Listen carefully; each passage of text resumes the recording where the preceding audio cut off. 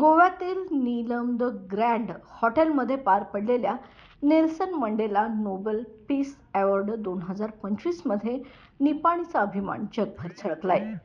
MS सुवर्णवेद pharmaceutical या आयुर्वेद क्षेत्रात नवीन संशोधन करणाऱ्या संस्थेला सर्वात प्रतिष्ठित सन्मान प्रदान करण्यात आलाय. संस्थेचे संस्थापक निपाणी गावचे रहिवासी डॉक्टर शिवानंद कुंभार आणि स्नेहा कुंभार यांनी हा पुरस्कार स्वीकारलाय. हा मान मिळाला आहे ग्रामीण महिलांना रोजगार, आयुर्वेदातील वैज्ञानिक संशोधन आणि भारतीय आयुर्वेदाचा जागतिक प्रसार या त्यांच्या उल्लेखनीय कार्यासाठी.